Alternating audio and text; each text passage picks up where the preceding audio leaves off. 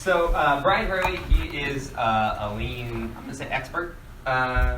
He's also a waste nerd. We like those two things overlap. I didn't call him a trashy person, so I'll take that too.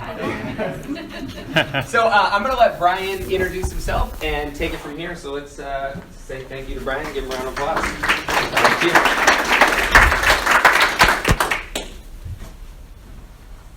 I'll give you a little bit of background on myself. I spent 18 years working at an aerospace company, and I've always been in the process improvement group, kind of like Tom, looking at ways to improve efficiencies in the organization.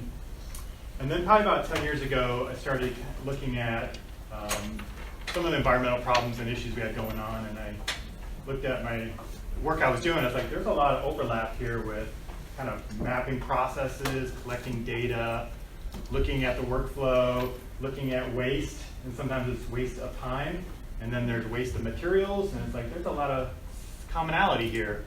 So I did a little research and found a few things out there, but there really wasn't a whole lot.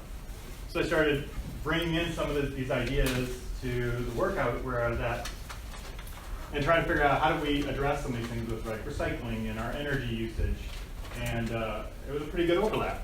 And so over the last 2 years, I've been doing my own consulting, and a lot of that's been geared around how do I do the same kind of thing with other organizations, kind of show them, here's what I've done in the past, and I think this will have a lot of applications. So I think some of you have a production, some are running the green teams and part of the sustainability group. A couple of you have some lean process improvement background. So what I hope to do is connect all three of those together today on looking at the waste streams, looking at the business processes, and how they all connect together, and hopefully make changes that will not only help the business, but also reduce some of those impacts. And so that's what I'd like to cover a little bit today. I also run a nonprofit called Recycling Advocates.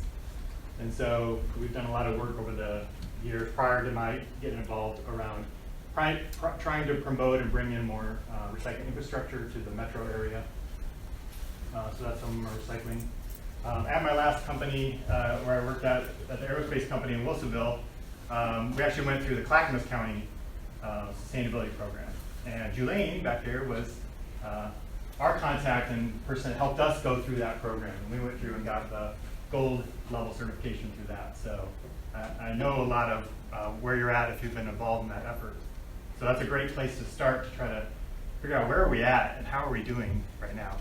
And that really spurred a lot of activity at our corporate level when they saw some of the work we were doing at our local Wilsonville site. So that's been great.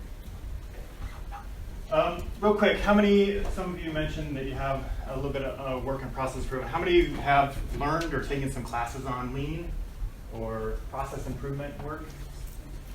A few of you. How many would say you're average or above average in your lean knowledge or process improvement experience? A couple of people? Okay, great. So what I want to do is go through some of the basics and get everyone up to a certain level here. You guys might do a little bit review, but you can provide some insight or some examples too that would really help. And then we're going to go through it in two approaches. One will be looking at it from the perspective of the process and saying, are we capturing and looking at the waste stream and the environmental impacts of our process? And the other one would be start with some of the environmental impacts, like what a green team would be looking at, and saying, can this help our business processes as well? All right, so that's what we'll go through. Like I said, we'll go about an hour, and then we'll take a break, and then we'll finish up. So I'll give you a couple of examples of some organizations that have tried to blend the two approaches together and found some success with that. And we'll start with lean concepts in general, and then we'll talk about kind of sustainability and environment and look at that way and tying it back to the business.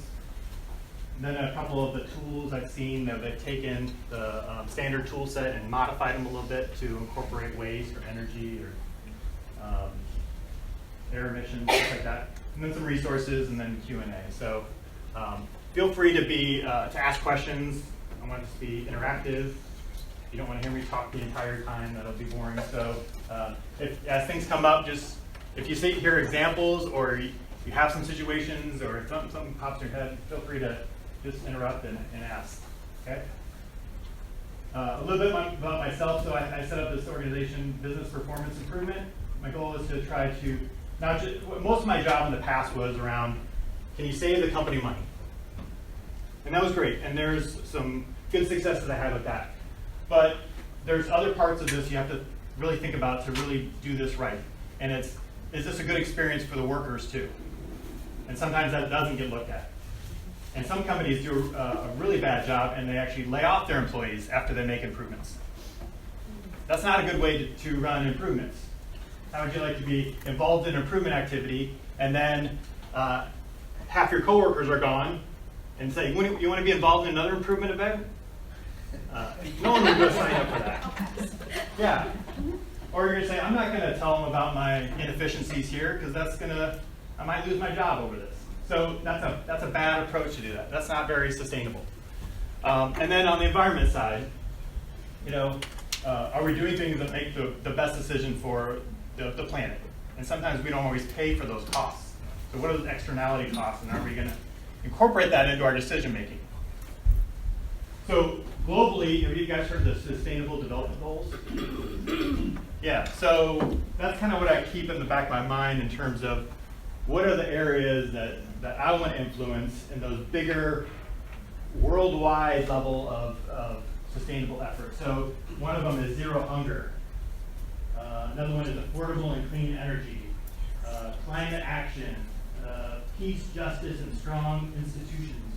There's a lot of different departments and kind of goals that are aligned to that. And then locally, at least in the Multnomah County, there's a climate action plan, and Beaverton's working on one. And what is Washington County? Do you guys fall under any kind of plan, or do you guys not yet? Okay. We have some internal stuff. Okay. So that's what we can. They've got some suggestions, recommendations, actions to align locally in what we can do in our area, and where's our opportunity. So trying to figure out how do we impact some of these initiatives using this approach of Lean and Six Sigma. So Six Sigma is another different methodology. It's a little bit more technical. There's a lot more statistics involved. That's actually my background in statistics. And I started off doing a lot more of the Six Sigma stuff, but Lean is much easier for people to learn and adopt. So we usually start there and get everybody looking at inefficiencies in their work first, and then some more complex areas we'll kind of jump into Six Sigma activity. Okay, so we already did introductions. I want you to think about this as we're going through. What are the environmental wastes in your organization?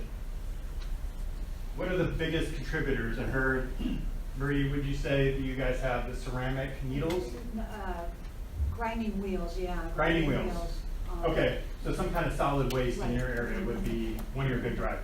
Others might say, we have a huge electricity bill, and that's a big opportunity for us. Someone else say we use a lot of water, or we have a lot of toxins that we have to deal with, or hazardous waste that has to be picked up and transported, and we have to pay for that, and it's really expensive. So think about your organization and what is the biggest impact area that you guys have, and then how do we start to look at those areas with more of a process perspective and view to it. I want to start with a video. This was done in state of Washington.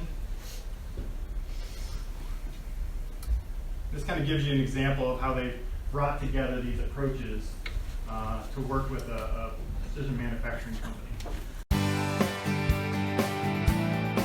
Acrofab was founded in 1979 to build input devices, keyboards, for a company called Keytronic.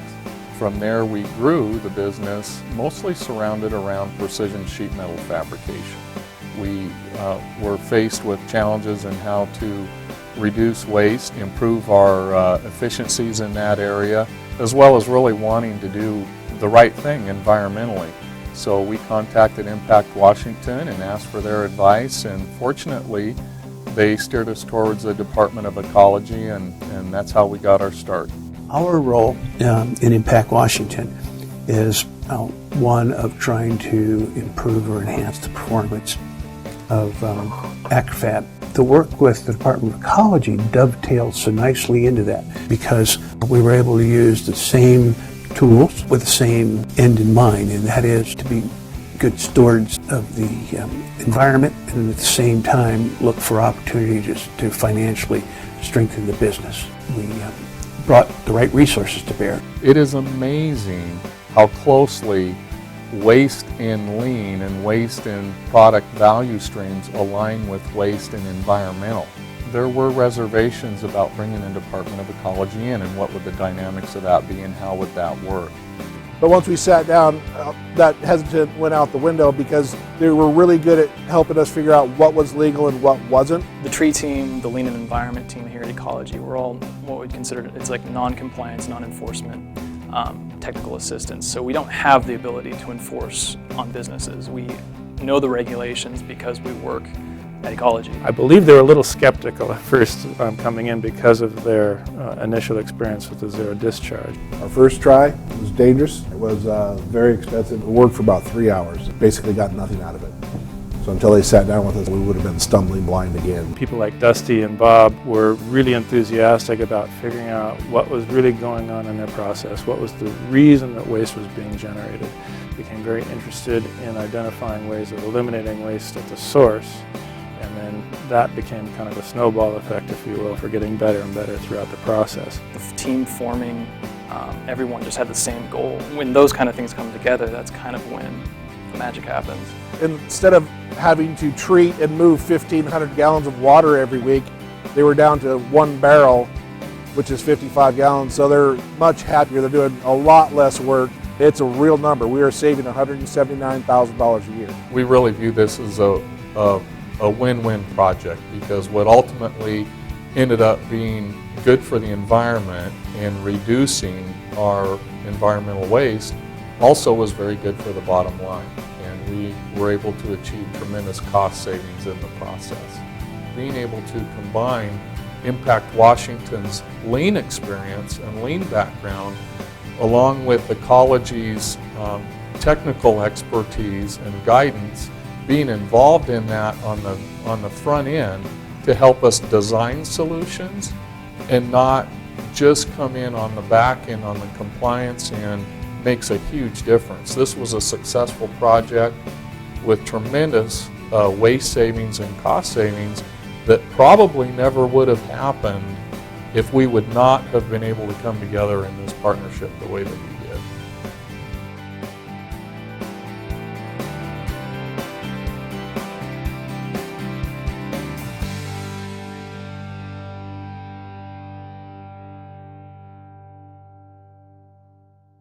If I was to summarize, the simplest thing you can do is get all your stakeholders together in a room and talk it out, the whole process together, so everybody hears everyone else's piece of the puzzle, and then everyone sees the big picture of the process.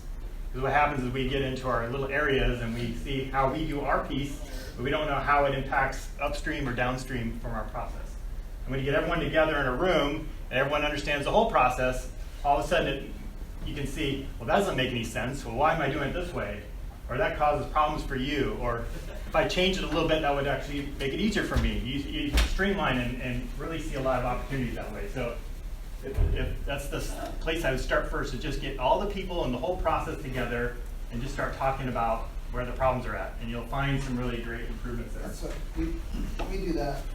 We just started doing that this year or late last year at our company. We have probably 10 different departments or more, and all the leads out of every department, and then maybe their right-hand guy. And sometimes they'll switch and bring some other people from that department to come into the meeting, and everybody goes around and says, well, yesterday we had no safety incidences, we had discrepancies, we had a problem with this, and then the next department, we're all in one room, and everybody's kind of on the same page as, well, they had a problem because of this, and then other people can go back and forth and say, well, maybe this will work and this will fix that. Or you can't do that because that will cause me problems. Exactly. Well, which one is better for all of us? I know it might be more work for you, but down the line it's going to be way easier and better for all of us. Yeah, it's a good thing to do. Yeah, and improvement means it might be I take on more work or it takes more of my effort, but I'm helping someone down the line that actually saves overall time. So one of the big things is what's best for everybody in the whole organization, not what's best for me and my work. Okay, so we got to get out of individual silos and say what's best for the organization and our customers. And that sometimes it gets hard. As a company grows, they get into these silos very quickly. And it's like, well, I have my department goals. Well, if it conflicts with the company goals and the customer, then it's probably a bad goal, and we should change it. Sometimes it makes such an impact, it makes it so much harder for that one department, but then we're in that meeting and say, hey, it's making it harder, they're having a hard week, we need to flex some people and get this other department Yes. that has some free time to go help them out. Yep. Yeah. And if we don't have that, that's what we should do with our free time is cross-train and get people different skill sets so they can jump in and help out when we have these ebbs and flows in our work and our business. Awesome. Yeah, so this is out of the EPA's Environmental Professional Guide to Lean and Six Sigma. They put this out 2006, I believe. And they had some examples from 3M about reducing their toxic inventory releases, Columbia Paint and Coatings up in Washington, cutting down their paint solids, wastewater by tens of thousands of gallons. And wood fold manufacturing also, I think, in Washington, reducing VOC emissions. And so they're showing some examples where they've applied some of these concepts from Lean to address some of their environmental impacts. And IBM had put out a thing that said they've offset their expenses by a 2-to-1 payback on areas where they've invested in looking at their impacts on the environment. There's a couple of examples. I've collected up as many as I can find, and so compiled these up.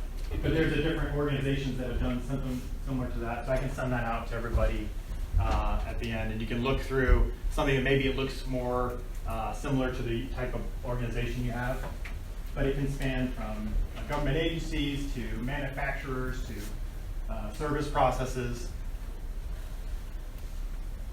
So a lot of organizations have done that, but it's still a new approach. There's not a lot of organizations doing it yet. And so that's my motivation, is to try to give you some exposure to some of these concepts and ideas.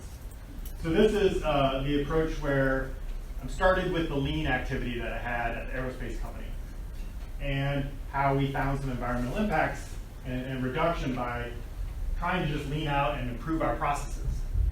So here, as you can see, that there was all these little carts. All the red stars represent push carts in the process. And it created a lot of clutter.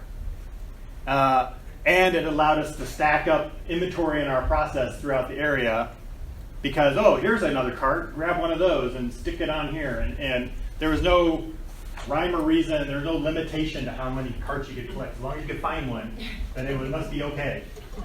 And what it really did is hide problems. And one of the key things with process improvement is you gotta make the problems stand out and make them visible and painful. Otherwise, we're just gonna keep doing it. So we wanna make that problem visible. And the other thing is it took up a lot of floor space. And there's safety issues of trying to walk around and navigate and possibly bump something. And these are not inexpensive parts. So if you bump into it and knock it over, you're out a lot of money. So lots of reasons why. So we were trying to just get the clutter out of the way and say, when you hit this point and you run out of carts, stop. Stop making something. This is a trigger to not go forward. So what we end up doing is making little parking spots for the carts. So you can say, here's where it goes, and if you're out of parking spots, then you stop because there's no more room. That means there's a problem somewhere downstream and we shouldn't keep moving, we shouldn't keep making things. But when we got done, we said, oh, we actually only need 30 of them. We had 54 carts. So we had 24 excess carts. We really figured it out. Well, they were right in the middle of a purchase order to replace the 54 carts because they had to be ESD compliant. And so we went back and said, actually, don't buy 54 carts. If you're going to replace them, just only buy 30 carts. Well, at $500 a cart, ended up saving $10,000. So it was good financial savings right there. But imagine, making of 24 extra carts that don't need to be made. The material impact of that is really big. And we saw some study that says for every pound of solid waste, there's 19 pounds of waste upstream that gets generated with that. So a cart that weighs 50 pounds Now multiply that by 20, that's how much upstream waste it was required to be used and materials to be used to generate that. Because as you manufacture it, you start cutting away and chipping away at it and throwing away stuff along the way. So if you go back to that, that's a pretty big impact, even on just 20-some carts. So we were really looking for this environmental impact, and really not even looking at the financial impact, but it just kind of came out as a result of that. And it was addressed a lot of our process issues, that we were making things too much. We had too much inventory in the process, which cost money as well. The other approach, as part of our gold certification, we tried to go through and figure out where is our waste coming from. So we looked at transfer station, went over and took some pictures, and there's just so much packing material that we had. And so they took our bin and they just dumped it out on the floor at the, I think it was Republic Services transfer station, and went over and took photos. And so I was trying to do a waste audit. How many of you guys have been through a waste sort or waste audit process? Okay, so I was trying to get one done, and for whatever reasons, we struggled to pull that off. So I said, well, what the next best thing is I can just go over and take some pictures. And so, yeah, you can see that we have a lot of this foam and materials, and we started kind of looking back, and a lot of it was just sent to us incoming, and it was just thrown away. And so, as an effort to try to reduce that, we found some examples where we actually had done some things to try to avoid the incoming material, and that was, some kind of reusable containers and packaging material. So they had set up a system for one of the products where they would just have this container built, and they would put the product in it, and then when we got it and we unpackaged it, we would break down the box and then send it back to the supplier. And so we didn't have this packing material that was going along with it. It did a good enough job to protect it. But so that would reduce down the amount of materials that we were receiving in it and not having an outlet for it. But the other piece that was really nice is that we were able to set this up as a trigger back to the supplier about when they actually needed to send us material. Because we would work off a system that said, maybe 6 months ago we said, I need 100 of these. Well, 6 months comes up, I only need 80, but it's such a hassle to go in and change everything, so it just keeps sending out requests, and they keep shipping things out on these random dates that were determined months in advance. And now we can say, just send us what we send you back in boxes. So if we send you 12, send us 12 back. If we send you 27, send us 27 back. And that is our Kanban system that would basically control our inventory and say, maybe they were going to work overtime to make those 30. You don't have to, you only need 15, so don't waste your time. Go do something else with your time. So it's controlling our workflow. Yeah.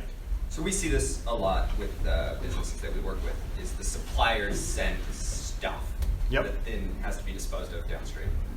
How did the supplier respond when you said, I want you to use these containers? Because that's where often we hear the problem is from a business is, oh, well, they're based in China or back east or wherever. They're not here. We're just one of many that's bringing stuff from them, buying stuff from them. So they don't care about us as much. Depends on the supplier, obviously. Yeah, but was your supplier open? I mean, obviously. Yeah, this one was, yep. So I think it depends because on this one, that particular product was, we were a big customer for that. Other ones where we were a small player for that supplier, it was a lot more challenging. Distance also makes a difference. I think those were going back to Pennsylvania. Oh. So it was still domestic, but it's still a little ways. But I think the containers were lighter weight, so it didn't cost as much to ship them back. We also had crates that we would ship back to some customers. And those are heavy, but they were really durable, and we could use those over and over again.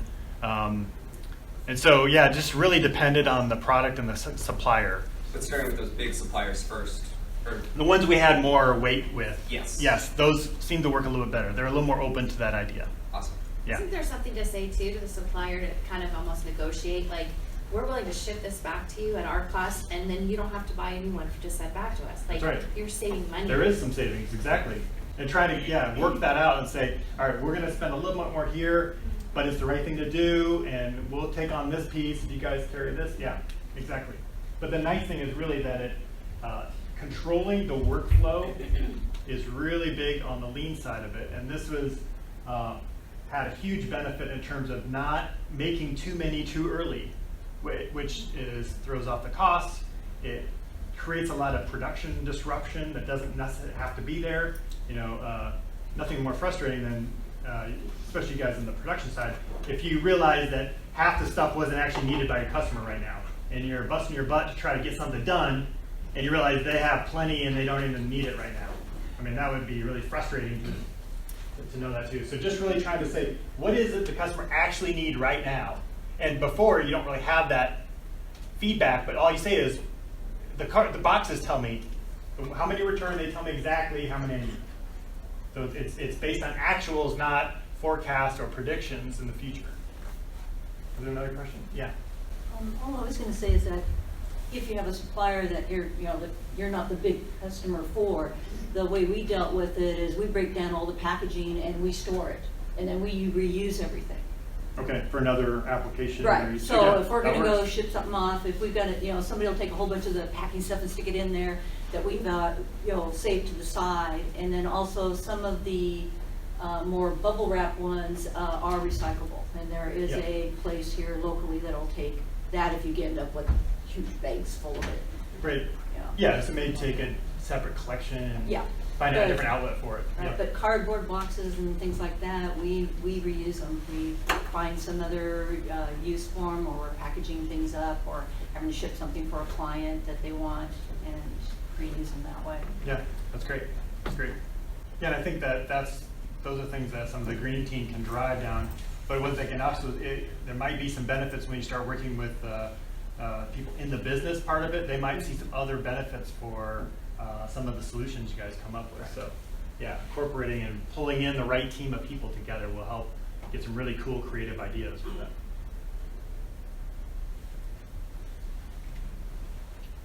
Okay, so just let's take a few minutes and maybe we can group it into tables here. Just talk about what are some of those wastes that you guys have in your organization. And then on some of the recent improvements you might have been involved with or heard about, was there an environmental impact to that waste, or was that captured, or did anyone think about that or consider it? Because sometimes what I've seen is there actually is an environmental impact, but no one took the time to kind of capture that or even consider that. I said, oh yeah, that did cut down a lot of energy. We don't have to run that equipment as long. Or we don't have as much packaging now. I mean, no one even wrote that down. Or we went paperless, but no one took the time to figure out how many pieces of paper we end up saving. And so maybe there has been some improvements, but no one's took the time to kind of capture that. And then do you have any kind of improvement program that you guys follow or utilize, or that your customer imposes, or that you have your own program in place today that could be leveraged? Because there may be some consultants like myself internally that you could bring in to some of these discussions. So take 5 or 10 minutes. We'll kind of group together at the tables and just talk about some of these questions or anything else related to what we've already covered. Okay, who has something they want to share about their discussion that thought was interesting, or there's a lot of good discussions I heard. Anyone want to share what they talked about or any insights they got? I think what we were talking about was the waste analysis at the table we were at, and I think that'd be fun to do. Okay, so we sort of going through the okay, yep. Alex can help you out with that, I'm sure. The waste sort. Yeah, they're really so the other advantage, and a lot of things around the process improvement is really important, is the employee engagement piece, right? So how do you get because it doesn't do any good for me to come in and solve a problem and walk away.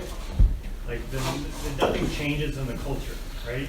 But if you can engage people hands-on in the improvements and help them learn how to solve their own issues, and part of the great part of the waste sort, and we'll talk about that a little bit later, is everyone gets involved in that and they get to see firsthand, oh my gosh, look at all this trash. What is all this stuff? Where is it coming from? Like they start to get inquisitive about the process, and then when they go back to their job and work, they start to pay attention to things that they're doing. And then that's where you start seeing that people get engaged and the culture starts to change a little bit. So that's how the activity does a dual purpose. It gives you some data that you can actually see where the opportunities are at, and then 2, you're building that engagement with your team and workers.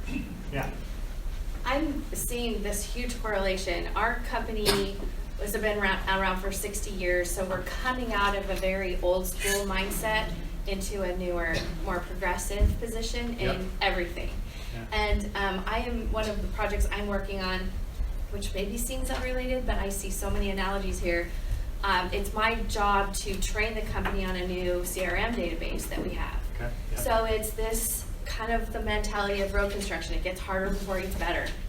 And people we're spending money on this, and why are we spending this time on doing this? And it's, what you're talking about is this different mindset of global, like, yeah, it's harder for me right now, kind of like investing in a 401k, but look at the benefits of later and this global picture of, we're an ESOP, so we are employee owned, so it's just not that hard to think that way, but man, it's hard.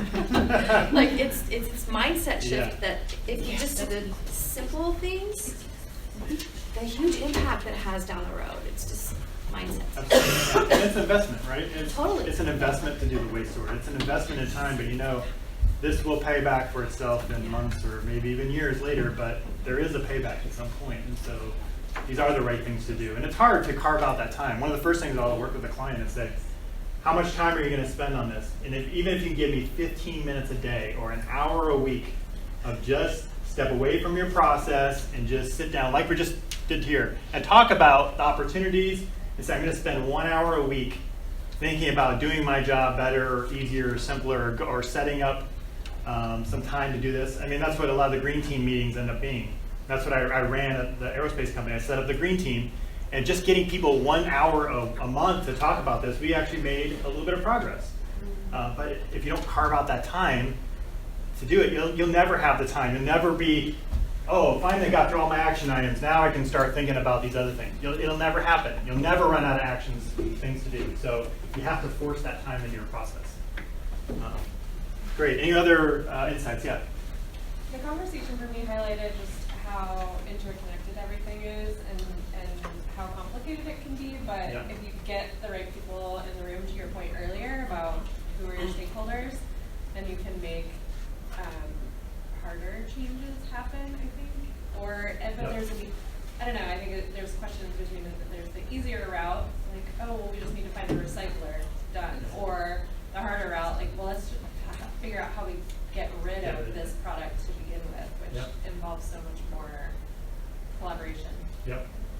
One of the tools that people use is called a Kaizen event, but it's basically, it's more than just a meeting. You actually sit down for maybe half a day, maybe a full day, maybe it's a week, depending on the size of the problem, and you get everyone together and say, we're not going to leave until we knock this issue out, or at least have a really strong plan when we leave, because this is going to take us a year if we just meet every month for an hour. It's difficult, and we need to get the right people in the room and sit down and figure this out. And so you plan that out in advance, maybe a month or two in advance, and then you make huge progress in a short amount of time through that activity. And so those are really popular because of the acceleration of these challenges, that you do need everyone there. You can't have this like, oh, let me go talk to that person, and then they have pushback, and oh, let me go talk to this person again, and it just takes forever. So get everyone in the room, and we're going to figure this out. And at the end of this, we're going to have a really good plan, and we're not leaving until we're done. So that format can be a big investment in time, but you accelerate that improvement so much faster. That's really popular approach too. Any other comments? Yeah. I think just having a why behind action is really important and really critical. Like you were saying with Kaizen, it's like how to make something good great in an amount of time. But if you don't have a why behind what you do, you'll never make change. But instilling that why as a part of the rhythm is what's really going to do it. So what is the why for going through this silver, gold certification? I mean, is it to get a plaque? Is that the why? It's to make a bigger change. You can take what you're doing that's good and keep building on it, but then spreading that message to those around you, like employees, customers, clients, your city, your county. Right. You know? So when you start approaching it that way, it's one thing to say, yes, this will help our environmental impact. Yes, it'll keep things out of landfill. But when you start saying, customers are looking for this type of stuff. This can help our business. This can attract new customers or retain the customers we have. This can attract new employees to our organization that weren't even considering our organization, but they saw the green program we have or the initiatives we've been doing, and they thought that was kind of cool. And they, it allowed us to rank a little bit higher than the other company they're considering working for. So, yeah, tying it back to what is the real impact here? And it's not just, having something on, low plaque that they're getting, but those are nice too. Did you have? I was just going to kind of dovetail on what Mel was saying. It just really shows how you have a dedication to a social responsibility and that you care about, your people and people in general through that sort of environmental lens, but just really showing that you care about your customers, your clients, Yeah, your community, right? Yeah. We want to be good community stewards, right? We want to be liked in our organization. We want people to talk good about our company and our organization behind our backs, that's part of it. They see you're out promoting these things and striving for these initiatives. That looks a lot better. But I also see a huge benefit on the employee engagement side is really trying to tie everybody into this. It's great if the green team can make some progress, but what can you do to get all the employees involved in these efforts? I think like tying on that too, it's a commonality. I mean, we all work in these jobs with random people that just happen to have similar skill sets, but this is a really easy commonality that can bridge people and kind of form better employee relationships and keep that morale up because everyone has it in common. Yeah, absolutely. There's a lot of studies that show it helps retain employees, and especially in this economy, it's hard to keep good employees around. That's right. So having that kind of social responsibility, especially as millennials are starting to move into the workforce more and more, having social responsibility and environmental responsibility helps develop better retention. Absolutely. Yep. Great. Okay, so just a little bit of lean in general. One of the basic concepts I'd like to start with is this idea of waste, and it's really around time wasting and material waste a little bit, but I'm going to tie this back to the environment here. So there's an acronym, Tim Woods. There's a couple of different acronyms that have been used before, but this is one I like, and it represents 8 types of waste that when you look at your processes and what you do, think about these wastes and think about what are the ones that impact my process. Okay, so the first one is T for transportation. So any type of movement of materials or information is taking time to get to the next person, but there's no improvement from the customer standpoint in that time or that delivery. It's just usually it just takes time to do that. So there's physical shipment of items. Obviously, if your facility is further away from a customer, then it's going to take longer to get to the customer, right? So if you're trying to meet a deadline and the further away you are, the longer that takes. But the product or the service you provide doesn't improve during that transportation cycle. It's just time. But from the environmental standpoint, it requires fuel and some packaging in a lot of cases, and that's where the environmental impact is. So even I've seen from one building to the other, or one side of the building to the other side of the building, because of the distance, they have to package up things. And then now I need a fork truck or someone to go get this, and that takes time, and that holds it up. On the service side, it's walking around trying to get approvals and tracking down people. Hey, can you sign off on this paperwork so I can go purchase this item that we need? Or who do I contact to get this information? I don't know, let me forward this on to the other person. I'm not the right person, you need to contact this person. And all that back and forth doesn't actually get you the answer you want, it's just taking time up. So that's an example of transportation. Inventory is usually the place I look for first, is where's the pile of stuff? And that could be physical piles. It could be inbox, emails that you haven't read yet. That's a form of inventory, right? These are people have sent you something expecting a response, and you have a backlog of things you haven't gotten around to. It could be tasks that you have to do on your plate, to-do lists. That's a form of inventory. And you look at that and say, I got too many tasks. And so what it does, it highlights a weakness in the process, or where your bottleneck is in the process, because things are backing up at that point, and then that creates a stack up of actions or tasks or physical items. And so when you're looking for problems, I go look for the inventory. And when you find the inventory, the problem's somewhere around that point. And then we'll try to start improvement work around wherever that bottleneck is. So just like you're driving, some of you were driving here, had some traffic problems. Where were the bottlenecks today in your travel? 217. 217, okay. Is there a problem in 217? Yes. Okay, so you saw the backup in traffic. It corresponds to some issue with traffic flow and the number of lanes at the certain points, right? So if you were trying to improve workflow, you would go to that bottleneck point on 217 and say, we need to do something different at this point. If we go fix somewhere upstream or downstream of that, that's not going to help the problem. We have to address it where it's at. So inventory is a signal, usually to me, is where some problem opportunities might be. But the other thing, inventory, is it requires space. And that's that's expensive real estate to be just storing items. And you have to heat and cool and sometimes light the space. So there's utility costs there. Sometimes you have to package in a certain way. So that can require extra packaging. Well, it's got to last for a couple days. We got to put it in this extra wrap and put in a special container so it doesn't spoil early. That can be a lot of cost too. So the longer you have to store it, the more packaging you might need for that. So that might be some of the costs. You might look at some of the things you're throwing away and say, well, we didn't carry so much inventory. We might have to carry so many packing supplies and materials as well. And that could cut down some of our use. But space is a huge one. The other thing from the business standpoint is that inventory costs money.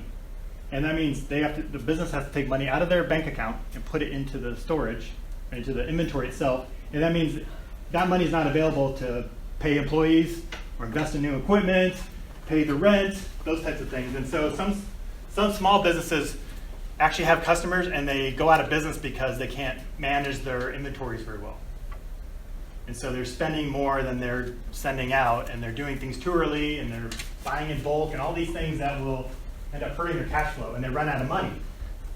Not because they ran out of customers, they ran out of money. Motion would be things that happen in your work area. So it's searching for tools, searching for items, looking for that file. Is this the right revision of my file? Is that the latest and greatest version? Is this the right procedure I'm supposed to be reading? Where is that checklist at again? Where did you store that file in that drive? I can't find it. Why do I got to click through 7 drop-down menus to get to where I want to in the computer system? All that is motion that's not actually getting you to do the task you're trying to do. So it takes time. It's wasting time for you. That are there shortcuts or things you can do to improve that? Or jumping between files. I got to take this picture and then I got to paste it over here, and then I got to convert it to a PDF, and then I got to upload it over here. It's like, is there a shortcut or some faster way I can do that?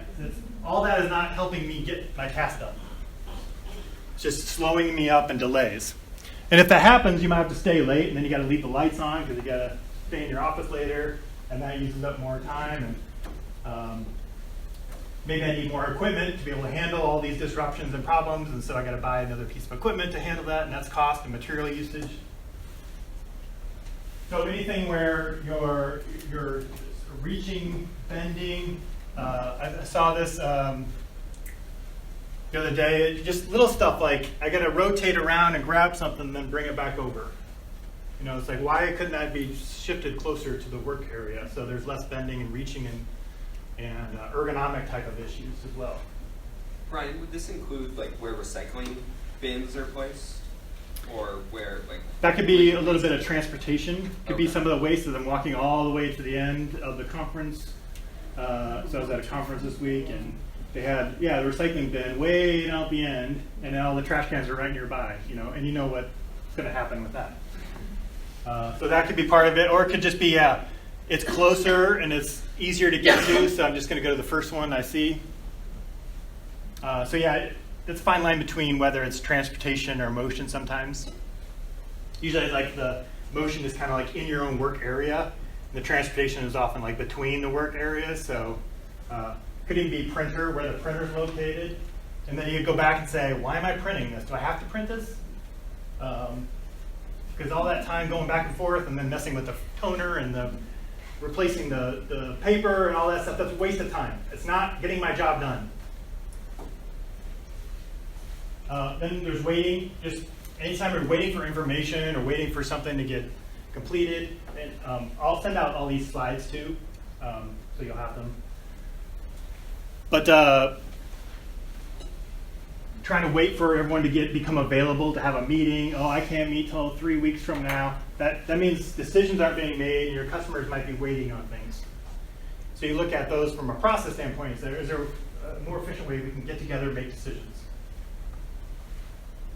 Waiting for parts to arrive, waiting for things to get confirmed. But when you have, especially sometimes when we look at inventory, there's opportunities for things to spoil and go bad. And so the longer it waits, it starts to degrade over time. If you are making reports and the information gets pushed out later and later, and the meeting gets pushed out later and later, and you have to wait for that meeting to actually happen, the information becomes stagnant and it becomes outdated.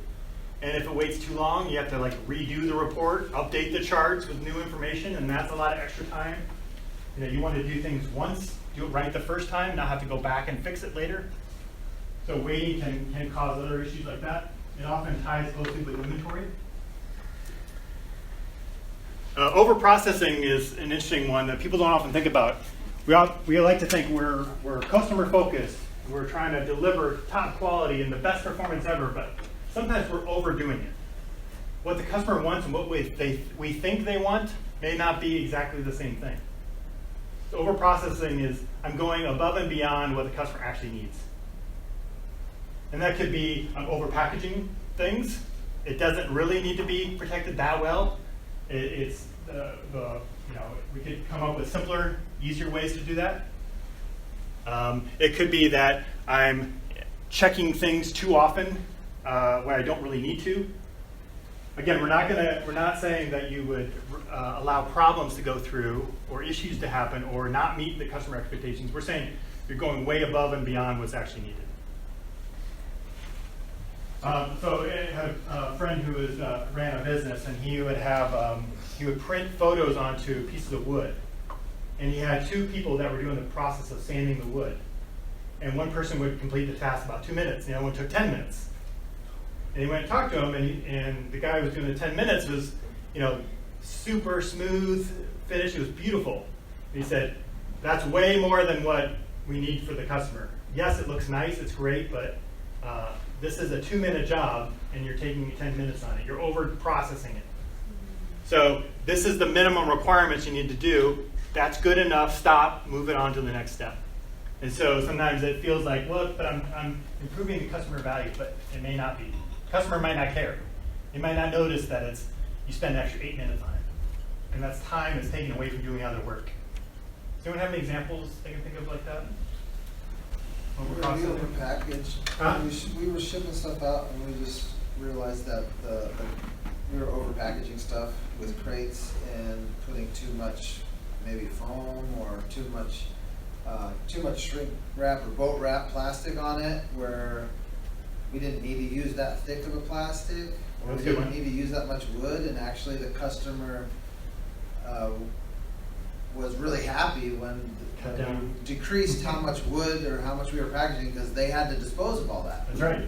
So it actually made the customer more happy using less packaging. So let's use that scenario. Let's say that there was a plastic wrapping process you had. So let's say that because I definitely agree, we do not want to have a problem in the shipping where it's under packaged and it breaks and you have to replace it. That's a big problem. So we want to have the minimum so that it's safe and protected correctly. But let's say that to do it correctly, it's 3 times around with the plastic wrap.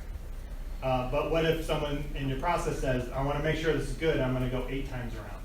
So now you got 5 extra rounds of that, and that's over each shipment, that's going to add up to more rolls of the plastic wrap, right? And then the customer gets it, and they got to cut through 8 layers of that instead of 3 layers. They can do a quick swipe with 3 and 8. They got to get out a special scissors, and it takes them 5 extra minutes longer. And now they got a bigger pile of stuff that they put in their bin, and then they have to pay for someone to pick up more frequently. You know, it has this chain reaction, and so you want to do the right amount, but not overdo it. And so coming up with a standard of what is the right number of rotations for the wrap to be safe but not overdo it. Yeah? I was to say, I see Amazon do this a lot. Yeah. I bought something that was in a box recently, a very good, sturdy box designed for shipping. It arrives in another box. Yes. And there's no air gap at all. There was no reason to put it in another box. So, and I know they do a lot with standardization of package size, so you'll get all kinds of little stuff in a very big box full of plastic packing material. So they're horrible at it. Oh yeah, yep. They've optimized for speed, not for material usage. Yeah. Right. Okay, so that's overprocessing is thinking the customer wants that extra work done, and that you go ask them, and they're like, no, I'm fine with it. Here's an office example. You put together this nice report. It takes you 4 hours to put together this beautiful report that you send off to your management team, and then you go back to them and say, what do you think about this report I've been giving you? I work on it once a week. I send this to you. What part of the report do you like? And it's like, sometimes the answer is, honestly, I don't ever look at that report. That's a little bit of overprocessing, I would say. The other thing could be, I look at tab number 2, and I look at cell 4, 5, and 6, and I copy that into my file, and then I pretty much ignore the rest of your report. So maybe part of it is value to the customer, and the rest of it's not value. So you made these beautiful charts and fancy information, and you broke down all this analysis, and you find out that no one's reading it or looking at it. Then either you need to help educate your customer that it is valuable, or stop doing it and go do something else more useful with your time. Okay, so that could be overprocessing. You're going above and beyond what they actually need. All I need you to send me is these 3 cells. Don't make the charts, don't make all that information. I already have my own reports I use it for. Awesome, now I can go do something else in my 4 hours of time. I can do that in like 10 minutes. Now I've freed up myself for 2 hours to go do something else. So that's what we're trying to do, is we want to provide value but not overdo it, if they don't really care about that. A couple more things and we'll take a break here. Overproduction is, again, working ahead. And it might seem like, oh, we're getting ahead of things, this is a good thing, but in a lot of cases, it may turn out to not be needed. So we had one employee that was working, and we had orders to fulfill, and he didn't quite get all the orders completed, and he had 2 left to do. And so this is Friday, and he couldn't finish them, so he came in Saturday and finished up the jobs. On Monday morning, he got back to his desk, and the same units were sitting on his desk with a rework order that says, those were the wrong versions. These are going to go to a different customer. Can you modify these and fix them so that they can be sent out to the new customers?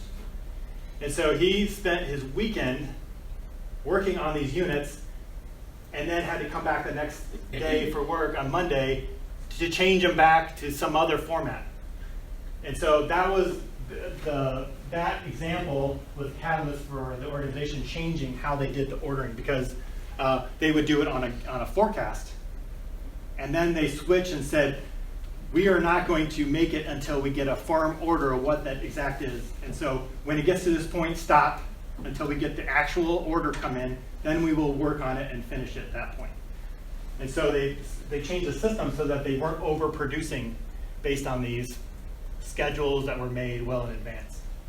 So what happens is sometimes things get done early and they have to be redone because they weren't quite right, or they end up getting canceled, or it never actually happened, or it got pushed out. And I spent time doing something now that I could have waited on and not had to do it at all. I've had presentations that I put together and spent hours on, and then the meeting gets canceled. That's overproduction, because I just wasted all that time. And so in the factory side of this, or on the production side, you have the opportunity that maybe stuff in my inventory is never going to get consumed or used. And so I spent all that time making something that never gets used. I had to end up throwing it away. And then we have to actually pay more because there's disposal costs with that. So we only want to make the right things at the right time. And that includes reports and information and emails and stuff like that. And the defects would be like errors and mistakes. Obviously, if something does get damaged in packaging, that's a defect, and that's a problem. You have to deal with that, and then you have to go make something to replace it, and that's a lot of extra time. Only want to do things once. Sending out the wrong information and then having to clarify, oops, sorry about that, here's the right information, or I put the wrong number on there, or and then someone started working on something else and then they had to redo their work. So errors and mistakes are an area where you look at a lot of wasted time too. The last one is skills. And this really gets into the people side of this. It says, do we have the right people in the right spots? You know, are we trying to force someone into a role that's not a good fit, and then someone else would actually be a better fit, and we should put this person over here where they're really good at that skill? And then just understanding what is their background. You know, I've had things come up where you find out people, oh, I used to do that role. You did? Well, why didn't we cross-train you so you could go help out when we were having problems? But people don't ask enough questions about people's backgrounds and interests. And then also we have people misaligned with their skills and roles. And then the other piece was, how do you get people cross-trained in many different areas and to be flexible employees so that they can jump in and help when there are problems, when there are ebbs and flows in the business? Because unfortunately, your customers don't work on a very consistent basis. They're all over the place, right? Last minute issues, hurry, do this now, oh, change our mind, blah, blah, blah. So you can't control your customers, but you can be very flexible to respond to the customers. And that will be much better. And the only way you can do that is also being able to have people with lots of different training who can fill in and help out. And then the other piece of this is, how do we get ideas out of people? Everyone has ideas, but sometimes in the past they've been shut down or they've been ignored. And sometimes we have to go back and say, I know you brought this up before, but we're actually going to listen and we want to hear those ideas and we want to do something with it. We can't implement all these ideas, but we can at least tell you why and not make it a black hole of, I wrote this on a comment card and I put it in a suggestion box and no one ever came back and said anything to me. So that's a waste of people if you aren't using their skills and their ideas. And same thing with the environmental improvements is, a lot of people have ideas, you know, why do we do it this way? If we do this, we don't have to use as much material. I can reuse these packages. But if no one's asking the question and asking for those ideas, they're just going to keep it to themselves. But I said, yeah, I brought that up 3 years ago with the last manager, and they didn't listen to me. So sometimes I just need to reinvigorate some of those ideas. And it doesn't happen right away. It takes a little bit of time, but if you keep asking for it, eventually those ideas will come back again. So any questions about these different types of waste? The idea is that in your processes, you can start looking for these wastes. And then it says, I can't maybe solve all these at once, but these are opportunities to save time or effort in the process and help me get my job done faster and be able to take on more work without it being, we're not trying to make you work harder. It's about getting rid of the stuff that is inefficient and not needed anymore, or you shouldn't be doing in the first place. So let's work smarter, not harder, right? It's not about speeding up someone's time, trying to go faster. Yeah? When you were talking about overproduction, you talked about the reports that you need for the meeting that you cancel. Yeah. How can you avoid that? I mean, So you don't know that the meeting's going to be canceled. Right. You're doing your job because you have to get the report done. It takes X amount of time. You might even be procrastinating and get it done at the last minute. And yep. It's canceled. Right. So I can't avoid a last minute cancellation, but sometimes it's 2 days in advance. Oh. So the way you procrastinate in a smart way is you have to know how long it's going to take to do the test, right? So to do that, you have to dial in your process so you know, I can get this done in 30 minutes or 45 minutes.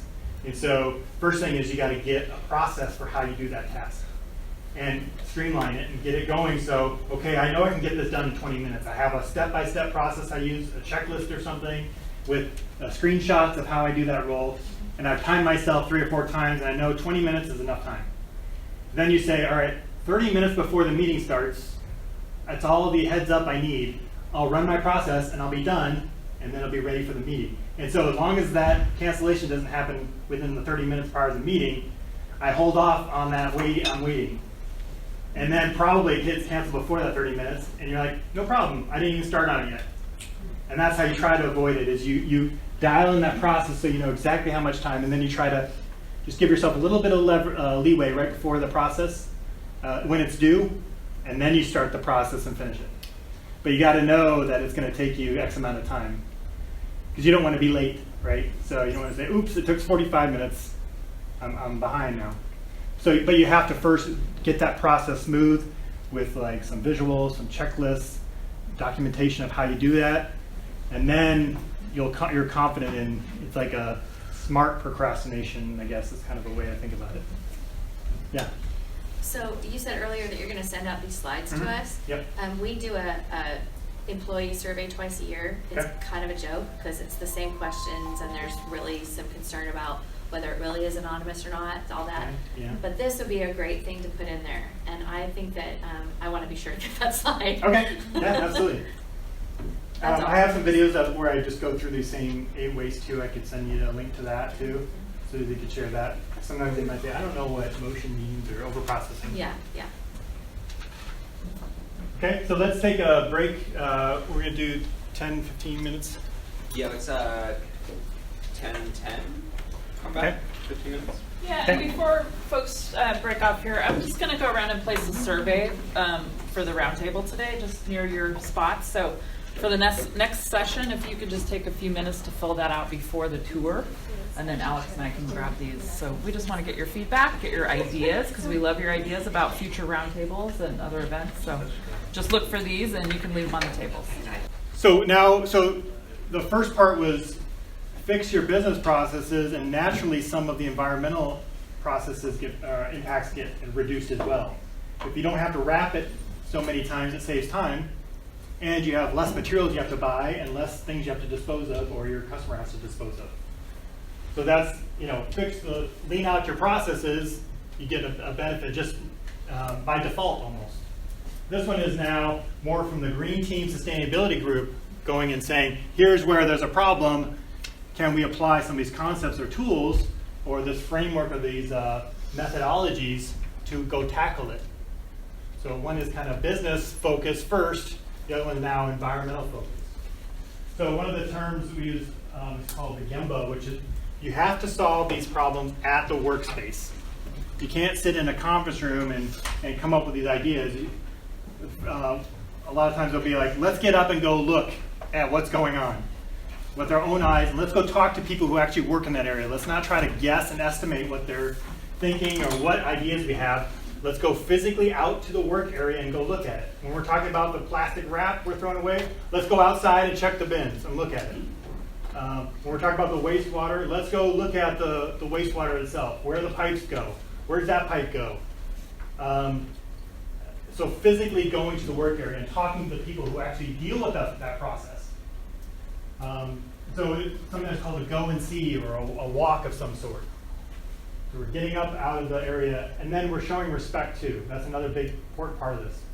We're not telling people I'm smart because I'm the manager or supervisor or the improvement person, but you're just going there and say, tell me what you do, explain to me this process, teach me what you do and your expertise, and together let's come up with a solution that's much more respectful.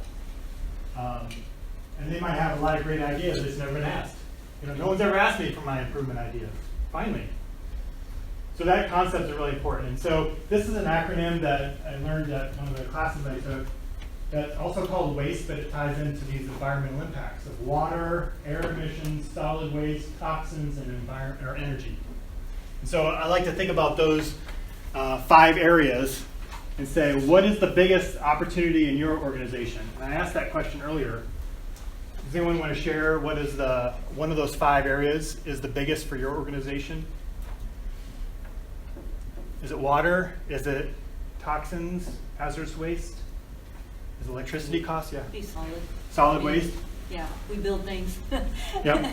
So you've you have got- like you have you've scrap, got- or you we have wood that wood. you know, because we're building with wood and that. So we have we recycle a wood bin and all of that. We have metals. We have a metal bin to recycle metal.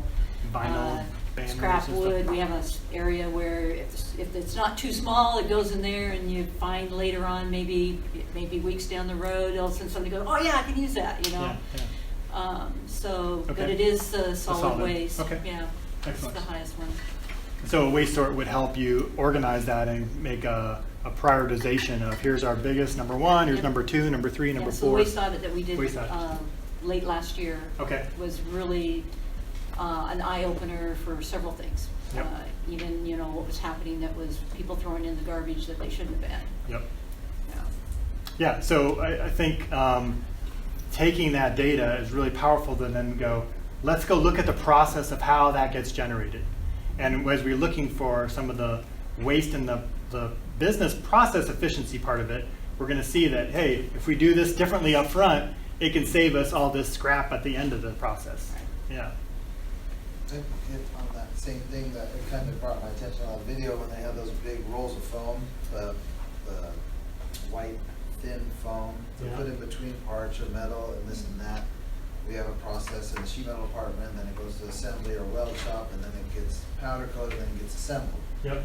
Well, people were using, somehow it got around to go to the first department that they were using the foam. And foam is the hardest thing for me to get rid of, or to recycle, or find somebody that will take it. And I'm like, powder coat was having a problem with the foam. They use the foam, they need it. And I tried to get powder coat to switch to cardboard because we can recycle the cardboard and put it in a compactor and get paid for it, and just get rid of the foam completely. But sometimes they need that for special jobs, clean room jobs, Intel, real high profile jobs. We have to have that powder coat stay nice and clean, nice finish. Can't be scratched, which cardboard can sometimes do that. But these guys were using it up line, and I said, why are we using this? And it's giving problems to the powder coat too, because if they get it wrapped in the foam, it'll affect the powder coating process. And they said, well, sometimes on these parts, some parts don't get painted, it's just, it's nicer for the aluminum or this, and it's not getting painted. And I said, well, can't we use cardboard for that? It's not gonna scratch that metal, it's only a problem if it's scratching a nice, clean shine finish on that. So basically, end of story, I said, well, we talked to several leads, and I'm like, we don't need it, it's not benefiting us, let's just use cardboard. So get rid of all the foam down here and stop that. Nice. Then we have a bunch of waste that I can't get rid of or recycle. So now they're just using only cardboard the first couple departments down the line. So, and then you have these special situations that, okay, fine for those, but not for everything like that. Right. That's a perfect example where that's a win-win in my mind, that you saved a bunch of trouble from other steps of the process, don't even like using the foam, and then you get stuck with it at your area, and you have to take time out to go deal with the foam, put it somewhere, process it, isolate it out. It's wasting your time, and it causes problems. So, yeah, it's exactly right. And so, perfect. It's exactly the type of thing where it's good for the environment and good for the business. Any other examples like that? Yeah. I probably use energy. They identified one of our big wasters as far as energy goes was air leaks in airlines. Yes. So they go around and find the little air leaks. So that's a great employee engagement activity, is go find air leaks. And you have to go in usually like at night or on the weekends, because I know one of the facilities I worked at, it was so loud during the work day, you would never hear any air leaks. But we went in like a Saturday morning, and you're like, holy cow, now I can hear them. And you're like, over here, wait. There it is. All right, got another one. You know, there's hundreds of them. And then you can do there's a little calculator tool that will tell you, for each size of the air leak, it's this much loss in energy. And so sealing all those up and then developing a process to go back routinely and check for air leaks, or have a system to flag air leaks when you hear them. Here's who you contact, this is what you do, this is the work order you put in. Then you have a system that actually prevents those from getting worse again. So that's a great example too. But the employees, once they get engaged and get to go around and find all those opportunities, they're going to be attuned to that, and they can go tell their coworkers, hey, when you hear that, this is what you do, and this is what we learned. Did you know that this size of hole costs us $5,000 a year? that education, spreading that knowledge is really powerful. Is there another example? Alex? So also at Pacific, they used to hold containers that weren't up to spec. They'd puncture, drain out, and then there was a constant water running system, and they switched away from that to a machine that uses, it's like a tenth of the water, and baled it. One person can operate this whole machine, whereas it used to be a multiple person process. And the employees like it better because it's easier to use and operate, and it's cleaner, and it saves hundreds of thousands of gallons of water every year, produce a better quality end product that they could sell off easier. So it was just an all-around better. It was a big investment up front, but the payoff I think was like 16 months or something. So it was kind of good for everything. Yeah. Yeah, and I've seen that too, where sometimes the business case for some investments aren't capturing some of these wastes and impacts and the time that people are currently spending on dealing with it. And so those don't get factored into the business case very well, which would take a 3-year payback to 9 months or something if you counted for all the wasted time that was affecting that process today.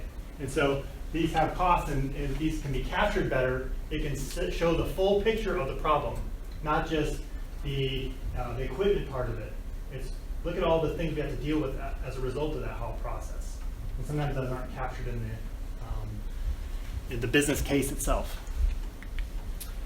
So a waste walk would be basically take one of those 5 areas and go and bring a team of employees together to go walk around and investigate and look at those areas. So it's a great engagement tool to do that. Some of you have been involved with a waste audit. So this is a picture of a video that Boeing put out about one of their waste audits and how they captured that information. So I'll send in the notes there's a link to the video, but I think some of you have been through that again. But that's a great way for solid waste at your biggest area, and you haven't done a waste audit or a waste sort yet, I would highly recommend that. Seen this kind of waste pyramid before. And a lot of people say, well, we're already recycling, and that's good. Yes, it's good, but there's better things we can do that are probably even more impactful if we can quit using that material in the first place. Let's just get rid of it. Or can we reduce the amount of it, the size of it? So yeah, I got this whole big sheet. What if I can cut it in half? I only need like this size of it, and we're getting it in these big sheets. Maybe the supplier will cut it up into smaller pieces for us. That'd be an example, like reduce. And then reuse, yes, instead of tossing it in the bin, we can actually send it through a process 4 or 5 times before we have to throw it away. So let's get the maximum use out of it first. And then maybe at the end we can decide if we want to recycle. But just the idea here is that recycling is not the top echelon you're trying to strive for. You're actually trying to get to a point where you actually reduce completely. Like water bottles would be, I don't need a water bottle, I brought my own cup and bottle. To maybe I just need a smaller bottle. And some of the water bottle companies are trying to go to reduce material. And then reuse, I'm going to refill my bottle a couple times before I recycle it. And then at the end actually recycle it. So there's another approach you can do. If energy is your top one, then it's a go and see on energy. This is where you go off shift, looking at opportunities on weekends and nights when no one's there. And you bring a team of people around and you look for lights on, fans running, equipment left on, computer monitors on, task lighting, office lights, heating and cooling systems running at full blast. Then you go and look at the start of the shift and see what's going on. Do people come in and flip all the lights on and turn all the equipment on right away, or do they do that only when they're ready to use the equipment? Do they come in and turn on all the lights, they power up all their computers, or do they wait until they actually need it to turn those things on? And what happens during the work time? How's the equipment and things being utilized? Do they go into standby mode? Do they go into idle mode? What happens to the copier and the printers if no one's using it? Does it go in standby mode? And then when people leave at the end of the day or at the end of the shift or during breaks, what happens? And so you're observing at different points in the process to see where the opportunity is at. And it's the visualizing, seeing those things, and then talking to the people in the process.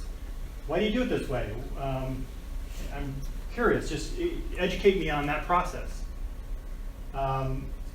But it's having a fresh set of eyes and people coming in who don't know the process very well. They can say, this doesn't make sense to me. Can you kind of explain how this works? Or, there's ways that that equipment has some function in there that has a standby mode. Stuff like that. Alex? Mel has a great example of this, and it's not just in manufacturing. Will you share your example, Mel, about your cost savings from doing some energy? Yes. I have so many examples. So, one thing that was really positive at my restaurant that I work at is how to maximize our resources. So when I got there, I saw everyone would do what you just said. They would turn on all the lights, and they turn on all the equipment, and they would plug everything in, and we had like 2 hours to set up. Why are you doing that? Well, the person before me did it. That was just a thing. And so doing everything at the last possible minute to maximize your time and manage your resources more accordingly.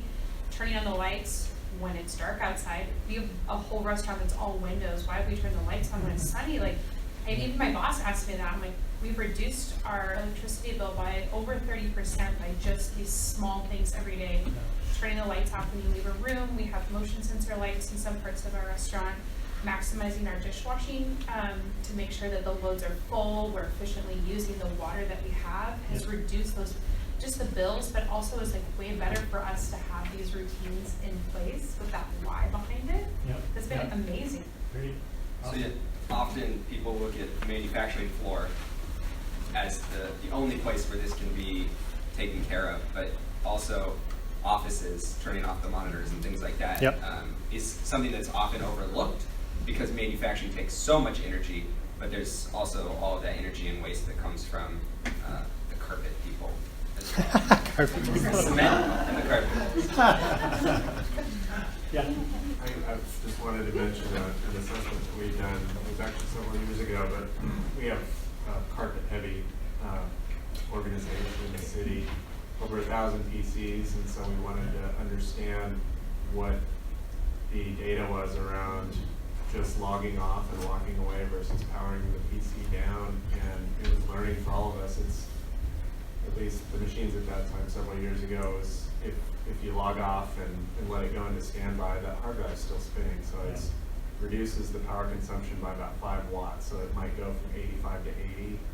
That's still a lot when it's running all night and weekends and everything. You multiply that times 1,000, and when you shut it down, it goes down below 5 watts.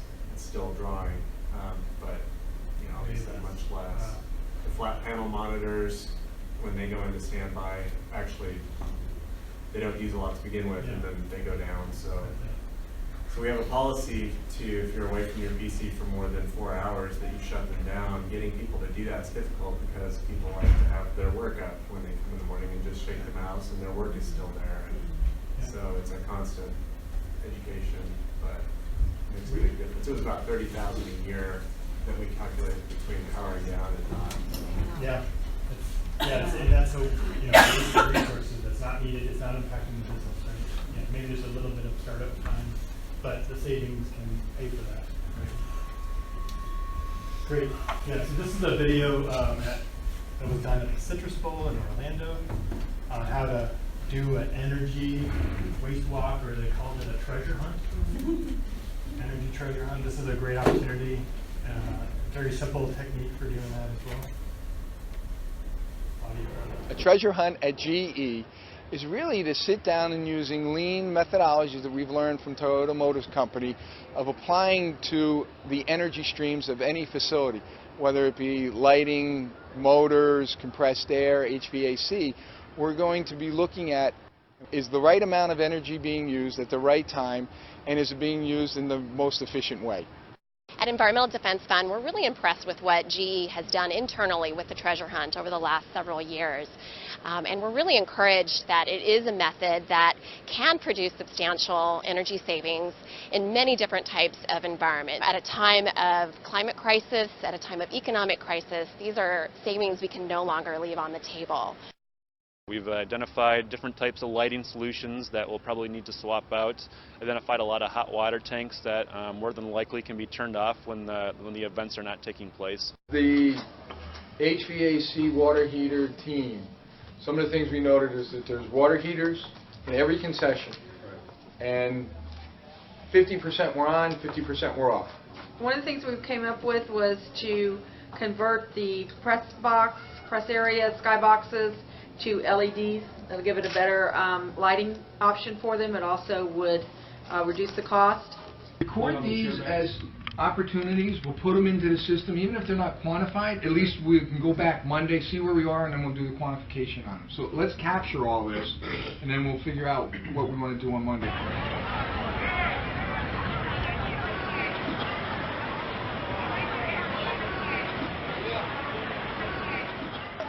City government can be a leader, but it's so important that we have good partners for best practices or developing more environmentally friendly ways to do things. We really appreciate the partnership that we have with GE and the opportunity to look for energy efficient enhancements in the future. So again, yeah, you get some great ideas there, but involving people into that process for the first time maybe, and educating them on, like a lot of the employees don't know, well, how much do we pay in electricity and energy a year? Sometimes it's even just energy education a little bit. What is the, what is a kilowatt hour? What does that mean exactly?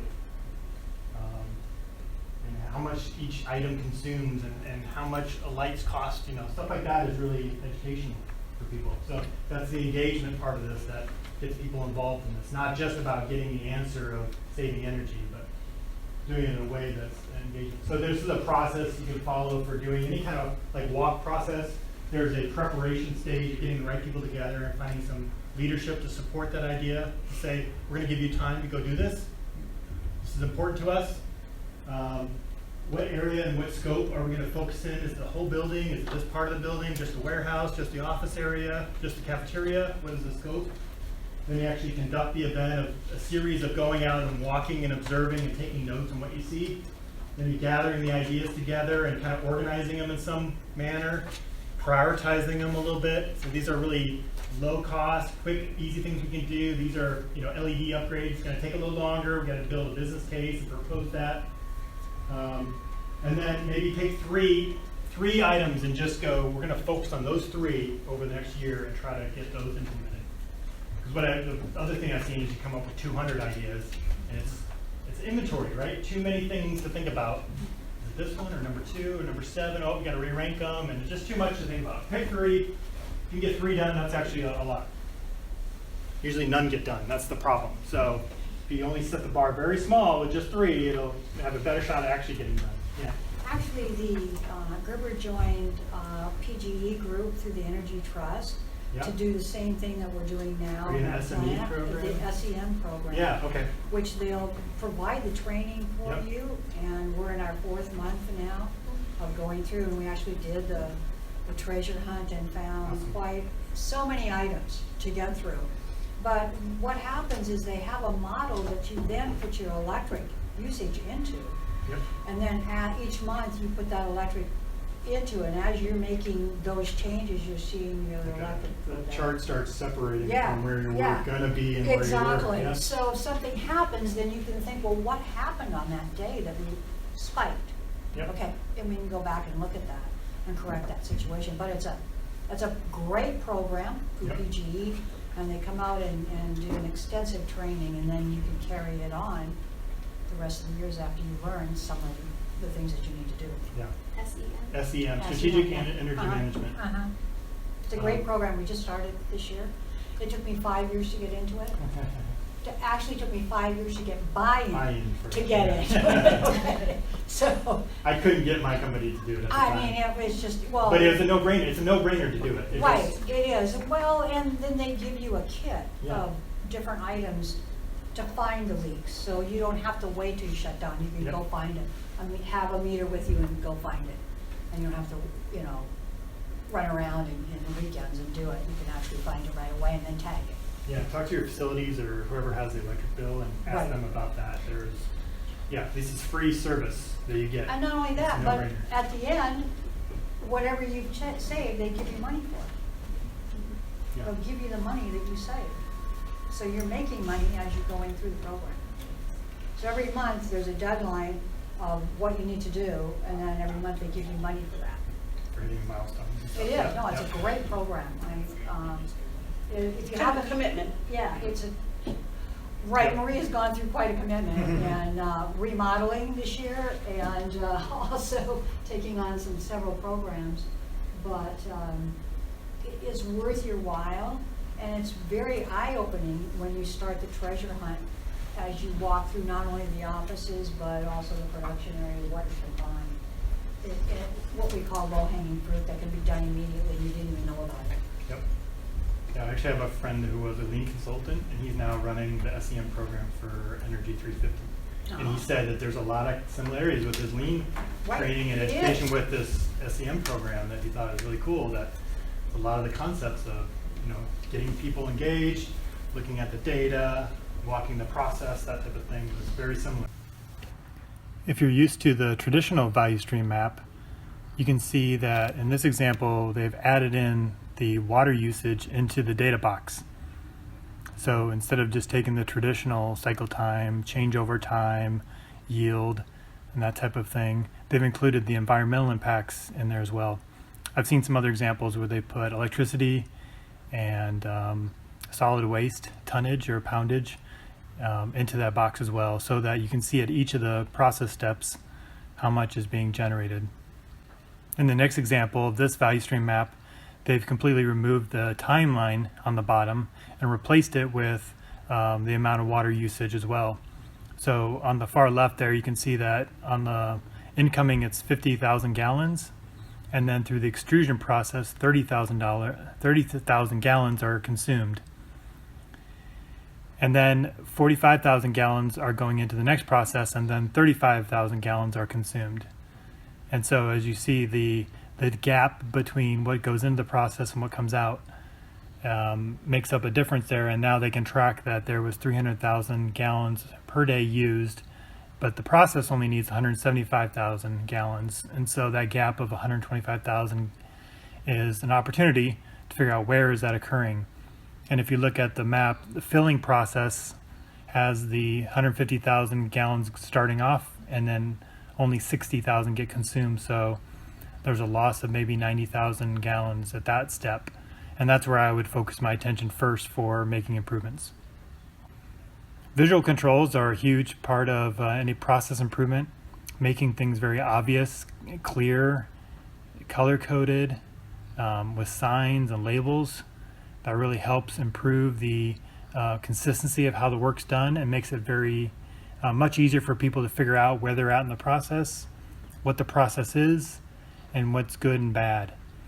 So here are some examples I've come across or used. On the far left there, these are labels that you put on pieces of equipment. Oftentimes when we're doing energy reduction efforts, we would go up to a piece of equipment, but we weren't quite sure if it was something we could turn off or not. And so in one of the facilities I worked at, they came up with a sticker system like this. So the red means do not shut off at all, ever. It was an older piece of equipment. They didn't trust that it would come back on. And so, there's a bunch of issues going on there, but the main thing was that we didn't want people to come by and say, oh, someone left this on, let me turn it off. And then it creates another set of problems. The green one was, yes, if you see this equipment and it's got a green label on it, then you can shut it off when it's not in use or if someone forgets to. And then on the yellow sticker, it means you need to contact somebody or a supervisor or an expert who knows how to properly shut off the equipment. So a green would be something like a fan or a monitor, but a yellow would be some kind of more advanced pieces of equipment. And so that would require knowledge and expertise to be able to shut it off correctly. The middle one is just a light switch with a little label on it, just a reminder. I've tried to set that up in little areas in offices. I used to go around and put a little green, please shut off, please help us save money and shut off the lights. I've got mixed reviews with that. Sometimes people would complain that they got this label on there.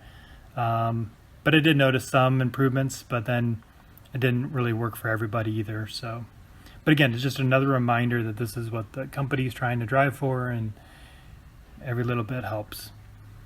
And then the one on the right is the energy savings opportunity. So this was a yellow tag that I had seen where they marked the items that needed some kind of energy improvement or enhancements or fix, or that was an opportunity. And so these would be clipped on, kind of like the red tag for a 5S event, except these were yellow or green signs and labels that would bring attention to the maintenance team that there might be an opportunity to make an improvement. So something like fix leak, or repair calibrate equipment, or turn off or show when the item's not in use. The next video is a video that was put together by a company called Worldwide Fruit. They're based in the UK. I was able to go actually tour them a few years back, and I thought they did a really good job of connecting their continuous improvement program with their sustainability efforts. And so this video is going to go through and explain how they apply lean and process improvement techniques. But as you can see, they also have the sustainable and lean as part of their business model, and how they look at every project and effort and try to look for the environmental impact that it can have on their business. So I thought it's a really good example, and just being there and talking to their staff and team and seeing it up front and in person, I thought that was really good. So go ahead and check this out, and hope you enjoy. In a very mature industry. This has been made possible through continuous improvement at every level of our organisation, and driven by our desire to be our customers' first choice. From the moment we arrive and Reverse Park support on our zero harm plan, to removing waste from our key processes to achieve an 85% just-in-time target, we continuously engage cross-functionally to achieve our zero waste site strategy. For us, our mission is to be our customers' first choice. And by customers, we mean everybody we touch, not just retailers. Being transparent and making sure what we want and how we want to work is clear. We need to be sustainable and lean. And with our customers, we want to be winning with them. We want to be helping them grow. We've always had values which were created by the teams here. Everything has to be proactive and drive us forward. Alongside being open-minded and inquisitive, we also want to share we're first. And there's no point doing these things unless we implement change. We have to be right first time on everything we do. We have to love our products. And overall, as a business, what are our high personal standards? And then how do we work? We cooperate and we collaborate. We recognise and respect that not everyone's the same. We need to be the people that when we see a colleague struggling, we ask, can we help? We never wait for them to ask us for help. And as we work this way, we have to measure everything. Our continuous improvement system is based on A3 and A4 projects. All our current A3 projects, they are displayed on these boards. These boards are available to whole business to view and feedback. We regularly meet and basically catch up with the improvement teams and discuss their progress. These so-called CR check-ins are dedicated to keeping momentum of the projects, coaching the teams through difficulties and barriers, engage them, and further support in continuous improvement. We started to see more and more projects that are much more short-term. Their context is slightly limited to the big ones, and so we came up with a different approach, and we created so-called A4 projects. More focused educational tool for those who would like to get the first step into a continuous improvement system. Teams are encouraged to share their learnings and experiences. These case studies are shared and displayed throughout the business, shared with our customers, and other people who are interested in how we went about a problem. So we've been growing our own talent here at Worldwide Fruit for a number of years and have formalised the process into something called our Growing Our Own strategy. Our vision talks about being one of the best fresh produce companies in the UK, developing our own people, recruiting the best people, and continuing to reward them with an excellent and rewarding work experience. So offering qualifications in ILM and CQM, including Yellow Belt and Green Belt with SA partners, create a defined platform to build our great teams. Having an integrated and engaged workforce ensures that we can develop skills and behaviours which allow the business to deliver success throughout. The objective was to improve profitability and also improve environmental waste, both in terms of fruit waste and packaging. What we found was that 43.6% of all waste end-to-end was lost in the M&S supply chain in the last 100 yards. We actually needed a senior analyst working in M&S full-time to be able to track this data on a day-to-day basis and actually have more influence in the chain. So the result of which was staggering savings. We saved £2.1 million in cost savings. We reduced fruit waste by 577,000 kilos, and we reduced packaging waste by 4,200 kilos. We identified that the line leaders were walking 99 miles a year, moving in between the production lines and the print room to get the materials that they required for the packing jobs. One of the countermeasures we put in place was to get the order of the jobs in a uniform sequence day after day, so that the print room and the line leaders were working in balance with each other. This gave us an annual saving of £987,000 a year. Since 2011, Worldwide Fruit has grown by 100%. This has gone from 36 million packs in 2011 to a forecasted 72 million packs in 2018. In a very mature industry, in a market where there's not a lot of growth, this has come at the expense of our competitors. In order to do this, we've unlocked capacity by stripping waste away layer by layer. For every extra 5% we unlock, we can pack an additional 178,000 units each week.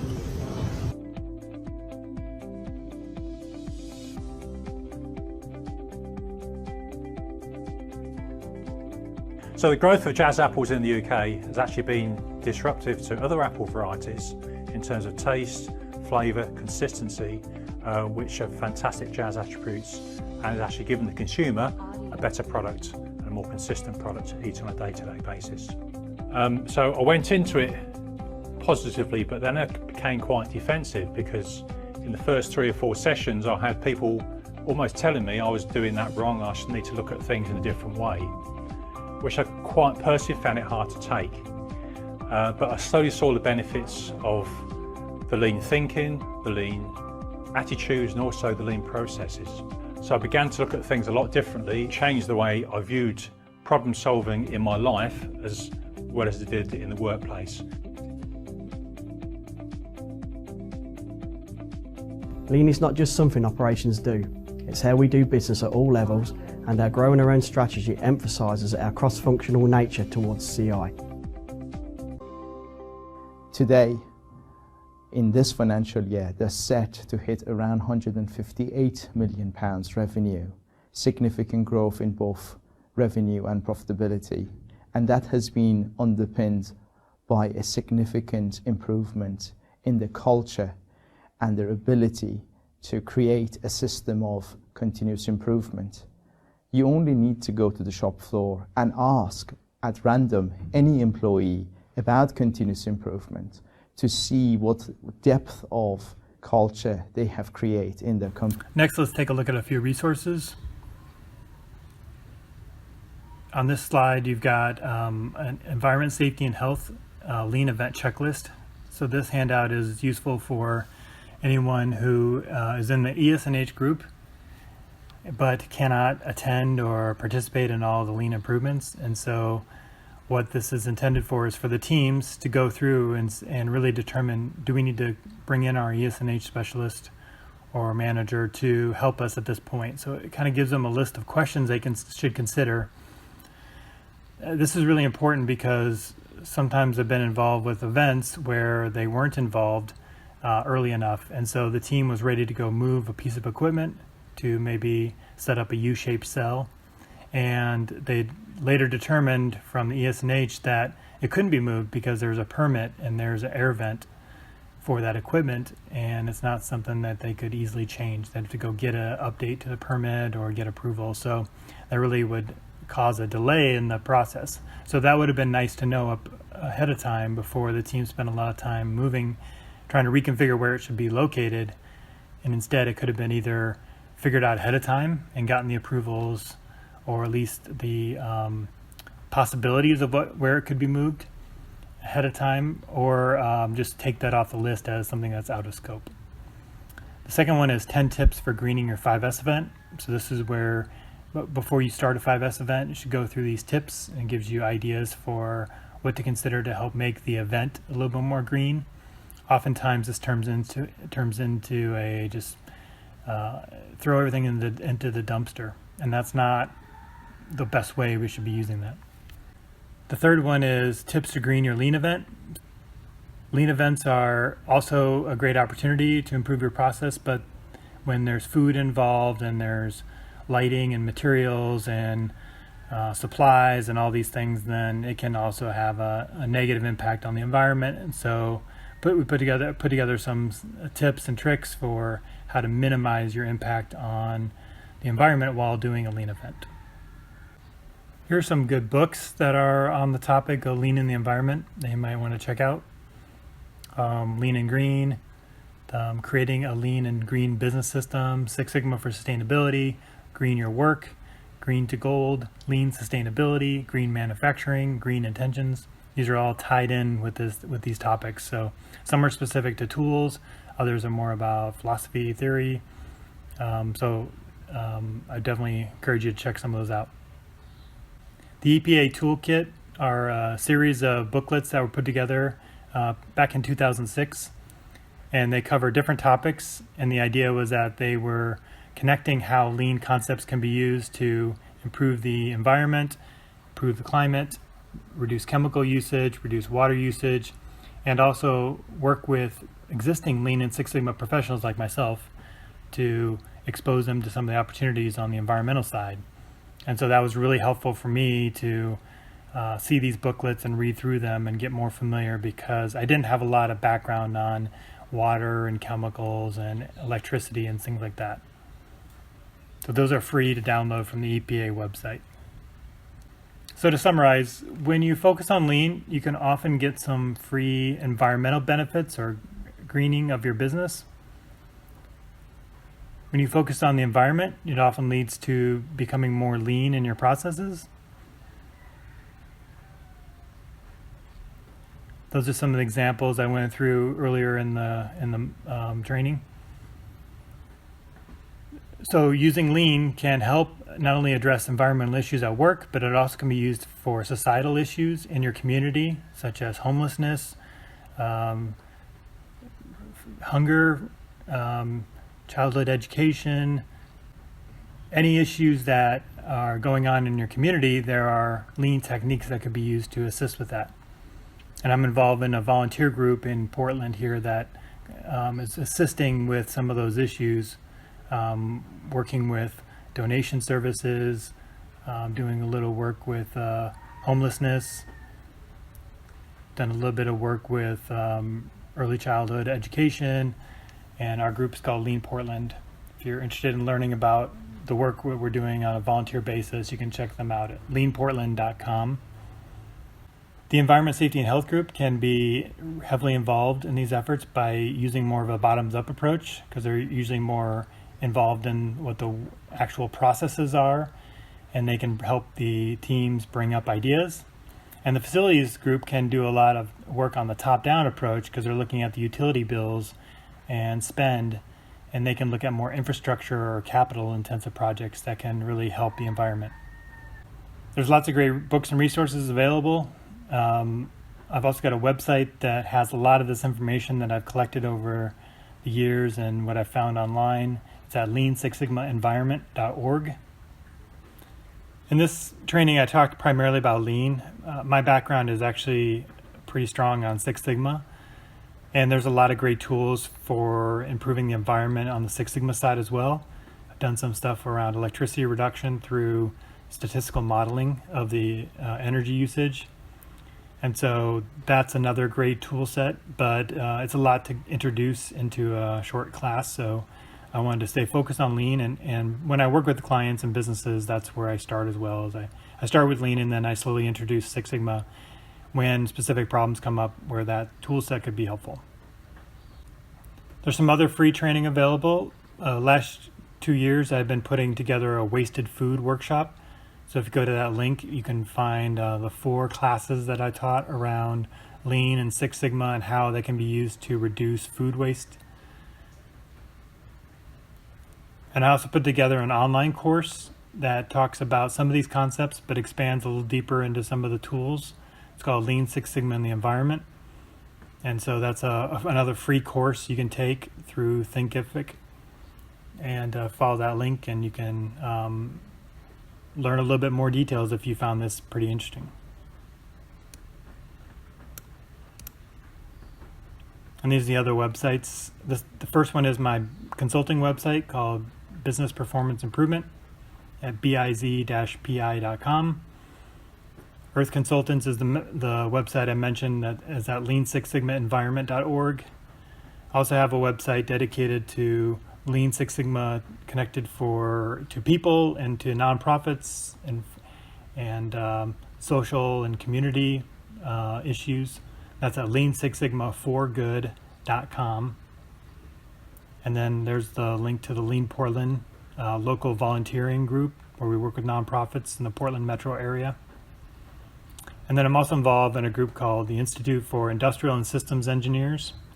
And there's a Sustainable Development Division where we've been hosting a not-for-profit award to any organization that's applying process improvement techniques in a nonprofit setting or government agency.